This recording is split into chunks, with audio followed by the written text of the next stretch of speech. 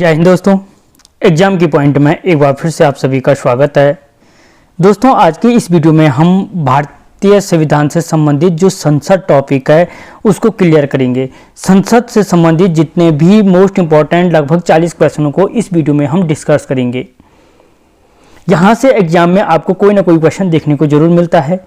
तो देखते हैं दोस्तों, आज का जो पहला क्वेश्चन है, किस अनुच्छेद के अनुसार संघ के लिए एक संसद होगी जो राष्ट्रपति और दोनों सदनों से मिलकर बनेगी। तो पहली चीज सिंपल भाषा में किस अनुच्छेद के अनुसार भारत की एक संसद होगी। तो दोस्तों याद रखना, आर्टिकल 79 जो 19वां संविधान है, आर्टिकल है, अनुच्छेद है, उसके अनुसार क्या होगी, भारत की एक संसद होगी। ठीक है, जिसमें उच्च सदन राज्यसभा और निम्न सदन क्या होगा, लोकसभा होगा। ठीक है, जो राज्यसभा होती है उसे काउंसिल ऑफ स्टेट्स के नाम से जानते हैं और जो लोकसभा होती है उसे हाउस ऑफ पीपुल्स के नाम से जानते हैं। ठीक है, अगला क्वेश्चन, निम्नलिखित कथनों में कौन असत्य है। पहली चीज, लोकसभा को संसद का प्रथम सदन कहा जाता है। दोस्तों ये बिल्कुल सही है कि जो लोकसभा है उसे संसद का क्या कहा जाता है, प्रथम सदन कहा जाता है। और मैंने इससे पहले बताया, इसी को हाउस ऑफ पीपुल्स के नाम से भी जाना जाता है। राज्यसभा को संसद का द्वितीय सदन कहा जाता है। बिल्कुल सही है कि राज्यसभा को द्वितीय सदन कहा जाता है और इसे ही काउंसिल ऑफ स्टेट्स के नाम से भी जाना जाता है। राज्यसभा एक अस्थायी सदन है। दोस्तों ये बिल्कुल गलत है और यही इस क्वेश्चन का आंसर है, क्योंकि राज्यसभा एक अस्थायी सदन नहीं है, बल्कि क्या है, जो राज्यसभा होती है एक अस्थायी सदन होता है। और लोकसभा संसद का लोकप्रिय सदन है, ये भी क्या है, सही है। ठीक है, लेकिन जो राज्यसभा होता है वो क्या होता है, एक अस्थायी सदन होता है, इसको विघटित नहीं कर सकते हैं। अगला क्वेश्चन, निम्नलिखित कथनों में से कौन सा सही है। लोकसभा भारतीय जनता की प्रतिनिधि सभा है। तो दोस्तों याद रखना, लोकसभा को क्या कहा जाता है, प्रतिनिधि सभा के नाम से भी जाना जाता है। अगर आपसे क्वेश्चन पूछा जाता है कि प्रतिनिधि सभा के नाम से किसे जाना जाता है, तो वो क्या है, लोकसभा है। दोस्तों इससे पहले मैं राज्यसभा और लोकसभा दोनों टॉपिकों को अलग अलग डिस्कस कर चुका हूं। अगर आपने नहीं देखा है तो आप चैनल की प्लेलिस्ट में जाकर के देख सकते हो। राज्यसभा संसद का उच्च सदन होता है। ठीक है, तो दोस्तों याद रखना, ये भी सही है, राज्यसभा क्या होती है, संसद का उच्च सदन होता है। राज्यसभा राज्यों का प्रतिनिधित्व करता है। ये भी सही है कि राज्यसभा क्या होता है, राज्यों का प्रतिनिधित्व करता है, इसीलिए इसे काउंसिल ऑफ स्टेट्स के नाम से जाना जाता है। उपयुक्त सभी, इसका आंसर क्या हो जाएगा, उपयुक्त सभी क्या हो जाएगा, इसका आंसर हो जाएगा। अगला क्वेश्चन, संसद का निम्न सदन एवं उच्च सदन क्रमशः हैं। तो दोस्तों मैंने अभी बताया आपका कि संसद का जो पहले क्या पूछा, निम्न सदन, तो निम्न सदन क्या है, लोकसभा, और उच्च सदन क्या होता है, राज्यसभा। ठीक है, तो निम्न सदन और उच्च सदन जो क्रमशः हैं, लोकसभा हाउस ऑफ पीपुल्स और राज्यसभा काउंसिल ऑफ स्टेट्स के नाम से भी जाना जाता है। बार बार इसलिए बोल रहा हूं कि कुछ ना कुछ यहीं पे याद हो। अगला क्वेश्चन, संसद को भंग करने के लिए कौन सक्षम है, यानी जो संसद को भंग करने का अधिकार है वो किसे दिया गया है। तो दोस्तों याद रखना, जो संसद को भंग करने का अधिकार है वो किसको है, राष्ट्रपति को दिया गया है। अगला क्वेश्चन, संसद के दोनों सदनों का सत्रावसान कौन करता है, यानी जो संसद के दोनों सदन है, लोकसभा और राज्यसभा, इन दोनों को समापन जो करने का अधिकार है वो किसको है, राष्ट्रपति को दिया गया है। ठीक है, अगला क्वेश्चन, संसद के किन सदस्यों को गैर सरकारी सदस्य कहा जाता है। ठीक है, यानी जो गैर सरकारी सदस्य हैं संसद के किन सदस्यों को कहा जाता है। तो दोस्तों याद रखना, जो मंत्री के अलावा जितने भी जो मंत्री हैं, उन मंत्री के अलावा जो अन्य प्रत्येक जितने भी सांसद हैं, उन सभी सांसदों को क्या कहा जाता है, गैर सरकारी सदस्य कहा जाता है। संसद के गैर सरकारी सदस्य कौन हुए, जो मंत्री नहीं है। ठीक है, सिंपल भाषा में। अगला क्वेश्चन, संसद का एक सदस्य अपने क्षेत्र के विकासात्मक कार्यों हेतु कितनी धनराशि खर्च कर सकता है। तो दोस्तों कितनी, 5 करोड़ रुपए खर्च कर सकता है। अगला क्वेश्चन, संसद सदस्य की अयोग्यता का निर्णय कौन करता है। जो संसद के सदस्यों की अयोग्यता है, अयोग्यता का निर्णय कौन करता है। तो दोस्तों याद रखना, जो संसद के सदस्यों की अयोग्यता है उसका निर्णय कौन करता है, राष्ट्रपति करता है। ठीक है, कौन करता है? अयोग्यता का निर्णय राष्ट्रपति करता है। और किसकी सलाह पर करता है? चुनाव आयोग की सलाह। अगर पूछा जाए कि राष्ट्रपति संसद के सदस्यों की अयोग्यता का निर्णय किसकी सलाह पर करता है, तो याद रखना चुनाव आयोग की सलाह पर करता है। किसकी आयोग की सलाह पर? चुनाव आयोग की सलाह पर करता है। और अगर कभी पूछा जाए कि किस आर्टिकल के तहत करता है, तो आर्टिकल 103 के तहत क्या करता है? चुनाव आयोग की सलाह पर इसे रद्द करता है। ठीक है, अगला क्वेश्चन, संचित निधि से धन निर्गमन पर किसका नियंत्रण है? यानी संचित निधि से धन निकालने का अधिकार किसे दिया गया है भारतीय संविधान में? तो दोस्तों जो संचित निधि है, जो भारत की संचित निधि होती है, भारत की संचित निधि से जो धन निकालने का अधिकार दिया गया है वो किसको दिया गया है? संसद को दिया गया है। यानी संसद को क्या दिया गया है? संचित निधि से धन निकालने का अधिकार दिया गया है। ठीक है, और आकस्मिक निधि से प्रधानमंत्री को दिया गया है। अगला क्वेश्चन, संविधान संशोधन प्रस्ताव के संबंध में दोनों सदनों में मतभेद होने की स्थिति में, यानी दोनों सदनों में संविधान संशोधन किया जा रहा है किसी विषय पर, और अगर उसमें मतभेद हो जाता है तो इस स्थिति में क्या होगा? लोकसभा की इच्छा अनुसार पारित होता है, राज्यसभा की इच्छा अनुसार पारित होता है, ये दोनों गलत हो गए। संयुक्त अधिवेशन से फैसला होगा या प्रस्ताव गिर जाएगा। तो दोस्तों इनमें से क्या होगा? जो प्रस्ताव होगा वो गिर जाएगा। ठीक है, अगला क्वेश्चन, संसद की कार्यवाही सूची में प्रथम विषय होता है। जो संसद की कोई भी कार्यवाही होती है, शुरू होती है, उसमें जो प्रथम विषय होता है वो क्या कहलाता है? तो दोस्तों जो प्रथम विषय होता है वो प्रश्नकाल के नाम से जाना जाता है। किस काल के नाम से? प्रश्नकाल के नाम से जाना जाता है। अगला क्वेश्चन, कौन सी प्रथा भारत की देन है? यानी जो भारतीय संविधान में कौन सी प्रथा भारत की देन है? क्योंकि इससे पहले हम संविधान के स्रोत पढ़ चुके हैं, स्पेशल टॉपिक के अंतर्गत आपने नहीं देखा तो आप देख सकते हो। तो कौन सी प्रथा भारत की देन है? तो दोस्तों जो शून्यकाल है वो शून्यकाल क्या है? भारत की देन है। अगला क्वेश्चन, किसी सदस्य की सदस्यता कितने दिन तक अनुपस्थित रहने पर समाप्त होती है? जो कोई भी संविधान की सदस्य है उसकी सदस्यता कितने दिन तक क्या है? कितने दिन तक अनुपस्थित रहने पर समाप्त होती है? तो दोस्तों उसकी क्या होती है? 60 दिन तक क्या होती है? समाप्त होती है। ठीक है, और कितने आर्टिकल के अनुसार? 101 और 102 आर्टिकल के अंतर्गत क्या है? संसद के सदस्यों की अयोग्यता लिखी गई है। इसके अलावा जो अयोग्य घोषित करने के कारण है वो है नागरिकता का निलंबन, यदि किसी की नागरिकता निलंबित हो जाती है, किसी लाभ का पद ग्रहण करने की स्थिति में, पागल हो जाने की स्थिति में, 2 वर्ष का कारावास की स्थिति में, और फिर या तो 60 दिन तक अनुपस्थित की स्थिति में। ठीक है, यह वर्णन किया गया है आर्टिकल 101 और 102 में। अगला क्वेश्चन, वर्ष में कितनी बार संसद की बैठक होना आवश्यक है?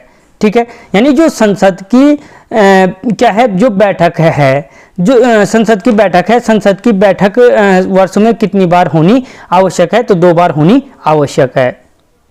अगला क्वेश्चन, भारतीय संसद की संप्रभुता प्रतिनिधि है। जो भारतीय संसद की संप्रभुता प्रतिनिधि है वो क्या है? तो दोस्तों जो न्यायिक समीक्षा है, भारत संसद की सबसे बड़ी खासियत है कि यहाँ पे क्या है? न्यायिक समीक्षा का अधिकार है। तुमने सुना होगा कि लोग कोर्ट जा रहे हैं, अभी कृषि कानून लागू हुआ था तो इसके खिलाफ लोग सुप्रीम कोर्ट गए, धरने पे बैठे थे, यानी न्यायिक समीक्षा उसकी की गई थी। अगला क्वेश्चन, संसद के कितने सत्र होते हैं? तो दोस्तों याद रखना, बजट सत्र, मानसून सत्र और शीतकालीन सत्र क्या होते हैं? उपयुक्त सभी जो संसद के सत्र होते हैं, बजट सत्र, मानसून सत्र और शीतकालीन 3 सत्र होते हैं।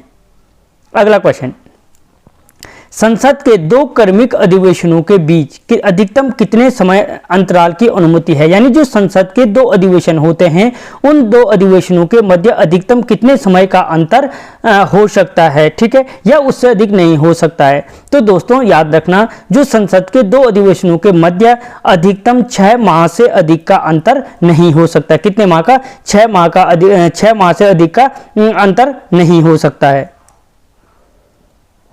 अगला क्वेश्चन, संसद के दोनों सदनों का संयुक्त अधिवेशन आयोजित होता है। जो संयुक्त अधिवेशन है दोस्तों, सबसे बड़ी बात मोस्ट इंपॉर्टेंट है कि जो संयुक्त अधिवेशन की व्यवस्था है, ठीक है, तो जो संयुक्त अधिवेशन की व्यवस्था है आर्टिकल कितने में है? पहली चीज यहीं पे नोट कर लो, आर्टिकल 108। कई बार पूछा जाता है, मोस्ट इंपॉर्टेंट है कि संयुक्त अधिवेशन किस आर्टिकल के तहत बुलाया जाता है? तो 108 के तहत।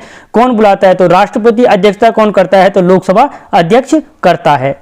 तो संसद के दोनों सदनों की संयुक्त अधिवेशन आयोजित होता है। कब होता है? भारत के राष्ट्रपति के निर्वाचन के लिए, भारत के उपराष्ट्रपति के निर्वाचन के लिए, संविधान में संशोधन से संबंधित विधेयक को पारित करने के लिए, या एक ऐसे विधेयक पर विचार करने और उसे पारित करने के लिए जिस पर दोनों सदनों में मतभेद हो, या जिसमें क्या हो, दोनों सदनों में मतभेद हो। ठीक है, तो दोस्तों यहाँ पे क्या है कि सिर्फ जो चौथा इसका हिस्सा है, यानी एक ऐसे विधेयक पर विचार करने और उसे पारित करने के लिए जिस पर दोनों सदनों में मतभेद हो, यानी दोनों सदनों में जब मतभेद होता है तो ऐसे विषय पर पारित करने के लिए क्या होता है, संयुक्त बैठक की व्यवस्था की जाती है। ठीक है, अगला क्वेश्चन, भारतीय संसद के दोनों सदनों की संयुक्त बैठक किस संबंध में होती है? तो दोस्तों याद रखना, ये सारे क्वेश्चन ऐसे हैं जो ऑप्शन पे डिपेंड करेंगे। तो दोस्तों जो भारतीय संसद के दोनों सदनों की संयुक्त बैठक होती है वो किस संबंध में होती है? तो साधारण विधेयक के संबंध में होती है। वित्त विधेयक के संबंध में हो नहीं सकती, संविधान संशोधन के विधेयक में हो नहीं सकती। भारत के उपराष्ट्रपति का निर्वाचन पहले होता था लेकिन वर्तमान समय में नहीं होता है। अगला क्वेश्चन, संसदीय प्रणाली वाली सरकार को अन्य किस नाम से जाना जाता है? जो संसदीय प्रणाली वाली सरकार है उसे अन्य किस नाम से जाना जाता है? तो याद रखना, संघीय सरकार के नाम से संसदीय शासन प्रणाली वाली सरकार को जाना जाता है। ठीक है, अगला क्वेश्चन, भारतीय कार्यपालिका किसके अधीन कार्य करती है? जो भारतीय कार्यपालिका है वो किसके अधीन कार्य करती है? तो दोस्तों याद रखना, जो कार्यपालिका होती है वो न्यायपालिका के अंतर्गत कार्य करती है। किसके अंतर्गत? न्यायपालिका के अंतर्गत कार्य करती है। दोस्तों अगर आपको क्वेश्चन बढ़िया लग रहे हैं तो वीडियो को लाइक करें और चैनल को सब्सक्राइब करें। अगला क्वेश्चन, संविधान लागू होने के बाद सर्वप्रथम त्रिशंकु संसद का गठन कब किया गया था? तो दोस्तों जो संविधान लागू होने के बाद सर्वप्रथम त्रिशंकु संसद का गठन किया गया था वो 1989 में किया गया था। ठीक है, 1989 में किया गया था। तो दोस्तों याद रखना, इसमें सर्व अगर पूछा जाए कि राज्यसभा का प्रथम गठन कब किया गया था, इसलिए हम बोलते हैं 1952 में किया गया था। और जो प्रथम बैठक हुई थी वो 13 मई 1952 को हुई थी। अगला क्वेश्चन, अस्थायी संसद भारत में कब तक अस्तित्व में रही? यानी जब भारत आजाद हुआ था पहले एक अस्थायी संसद का निर्माण किया गया था, और ये अस्थायी संसद कब तक रही थी? तो 17 अप्रैल 1952 तक क्या रही थी? भारत में एक अस्थायी संसद का निर्माण किया गया था। अगला क्वेश्चन, भारत की संसद का उद्घाटन कब किया गया? तो दोस्तों याद रखना, जो भारत की संसद का उद्घाटन किया गया था 1927 में किया गया था भारत की संसद का उद्घाटन। अगला क्वेश्चन, भारतीय संसद के दोनों सदनों की संयुक्त बैठक किस संबंध में होती है? Rajya Sabha plus Lok Sabha, council of states और हाउस ऑफ पीपुल्स। देखो काउंसिल ऑफ स्टेट्स यानी जो उच्च सदन है उसका गठन होता है 80 के अनुसार, और जो 81 के अनुसार हाउस ऑफ पीपुल या निम्न सदन लोकसभा का गठन 81 के अनुसार किया जाता है। ठीक है, और संसद का 79, तो यानी 79, 80 और 81, 79 में संसद, 80 में राज्यसभा, 81 में लोकसभा। तो किस संबंध में क्या होती है जो संयुक्त बैठक होती है? तो साधारण विधेयक, इससे पहले ये क्वेश्चन आ रखा है। अगला क्वेश्चन, भारत के संविधान में से क्या कथित है? जो भारतीय संविधान है, भारतीय संविधान में क्या वर्णन किया गया है? तो दोस्तों जो भारतीय संविधान में, अच्छा यहाँ पे है, राष्ट्रपति संसद के किसी भी सदन का सदस्य नहीं होगा, या संसद राष्ट्रपति और दोनों सदनों से मिलकर बनेगा। तो दोस्तों जो वर्णन किया गया है कि जो संसद होगी वो राष्ट्रपति और दोनों सदनों से मिलकर बनेगी, यानी जो केवल 2 वाला क्या है, सही है। अगला क्वेश्चन, निम्न विधेयकों में किसका एक भारतीय संसद के दोनों सदनों द्वारा अलग अलग पारित होना आवश्यक है? यानी इनमें से कौन सा वो विधेयक है जिस विधेयक का दोनों सदनों में अलग अलग पारित होना आवश्यक है? तो दोस्तों याद रखना, वो विधेयक है क्या? संविधान संशोधन विधेयक। ठीक है, क्योंकि अगर धन विधेयक भेजते हैं तो अगर राज्यसभा पारित नहीं भी करता है तो 14 दिन बाद वो क्या माना जाएगा? ऑलरेडी पारित माना जाएगा। लेकिन जो संविधान संशोधन विधेयक है उसका पारित होना क्या है? आवश्यक होता है। अगला क्वेश्चन, सांसदों का वेतन का निर्णय कौन करता है? जो सांसद होते हैं उनके वेतन का निर्णय कौन करता है? तो दोस्तों याद रखें, जो सांसद के वेतन होते हैं उनके वेतन का निर्णय जो करता है संसद करता है। दोस्तों ये फटाफट आपका रिवीजन हो जाएगा। कुल सदस्यों का कितना भाग बैठक बुलाने के लिए आवश्यक है? तो दोस्तों याद रखना 1/10 भाग जो होता है संसद के सदस्यों की बैठक बुलाने के लिए क्या होता है, आवश्यक होता है। कितना, 1/10 भाग, यानी संसद की गणपूर्ति का वर्णन। अगर पूछा जाए यही क्वेश्चन कि संसद की गणपूर्ति का वर्णन किस आर्टिकल में किया गया है, तो आर्टिकल 100 में किया गया है। और आर्टिकल 100 के अनुसार क्या है कि संसद का अधिवेशन शुरू करने के लिए संसद का 1/10 भाग सदस्य उपस्थित होने चाहिए। ठीक है, अगला क्वेश्चन, संघीय व्यवस्थापिका को किस नाम से जाना जाता है? जो संघीय व्यवस्थापिका है, तो दोस्तों याद रखना जो व्यवस्थापिका है उसी ही संसद के नाम से जाना जाता है। ठीक है, अगला क्वेश्चन, संसद के किस सदन को प्रतिनिधि सभा के नाम से कहा जाता है? तो दोस्तों जो प्रतिनिधि सभा कहा जाता है वो राज्यसभा को क्या कहा जाता है, प्रतिनिधि सभा के नाम से जाना जाता है। ठीक है, क्योंकि जो राज्यसभा होती है उसे क्या कहा जाता है, प्रतिनिधि सभा के नाम से भी जाना जाता है। अगला क्वेश्चन, संसद का अस्थायी सदन है, तो दोस्तों अस्थायी सदन क्या है, जो राज्यसभा होती है, राज्यसभा क्या होती है, अस्थायी सदन होती है। भले इसमें क्या होता है, जो राज्यसभा है उसमें प्रत्येक 2 वर्ष प्रत्येक क्या होते हैं, 2 वर्ष में 1/3 सदस्य क्या होते हैं, इसके रिटायर होते हैं। ठीक है, प्रत्येक 2 वर्ष में अगर पूछा जाए तो 1/3 सदस्य रिटायर होते हैं। 6 वर्ष क्या रहता है, इनका कार्यकाल रहता है। ठीक है, 250 क्या हो सकते हैं, अधिकतम सदस्य हो सकते हैं। 12 को क्या करता है, राष्ट्रपति मनोनीत करता है अस्सी के अनुसार। दोस्तों मैं स्पेशल जो राज्यसभा वाले क्वेश्चन है राज्यसभा टॉपिक के अंतर्गत डिस्कस कर चुका हूं, अगर आप चाहो तो चैनल की प्लेलिस्ट में जाकर के देख सकते हो। अगला क्वेश्चन, क्या राष्ट्रपति कभी संयुक्त अधिवेशन की अध्यक्षता करते हैं? तो दोस्तों याद रखना जो राष्ट्रपति होता है कभी भी संयुक्त अधिवेशन की अध्यक्षता नहीं करता है, क्योंकि जो संयुक्त अधिवेशन की अध्यक्षता करता है वो लोकसभा अध्यक्ष करता है। कौन करता है, लोकसभा अध्यक्ष करता है। अगला क्वेश्चन, संसद की संयुक्त अधिवेशन की अध्यक्षता कौन करता है? तो अभी बोला मैंने लोकसभा अध्यक्ष क्या करता है, संयुक्त अधिवेशन की अध्यक्ष बनता है। कौन, लोकसभा अध्यक्ष। और संयुक्त जो अधिवेशन बुलाया जाता है कौन बुलाता है, राष्ट्रपति बुलाता है। और किस आर्टिकल के तहत बुलाता है, तो आर्टिकल 108 के तहत बुलाता है।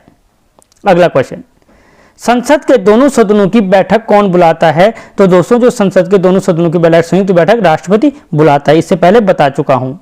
अगला क्वेश्चन, भारत की संसद के 3 अंग हैं, लोकसभा, राज्यसभा और जबकि तीसरा अंग कौन सा है, तो राष्ट्रपति है। और आर्टिकल किसके अनुसार है, आर्टिकल 79 के अनुसार भारत की एक संसद होगी। ठीक है, 80 के अनुसार भारत में राज्यसभा का गठन, 81 के अनुसार लोकसभा का गठन किया जाता है। तो दोस्तों आपको क्वेश्चन कैसे लगे मुझे कमेंट बॉक्स में जरूर बताना। मिलता हूं अगले वीडियो में, तब तक जय हिंद।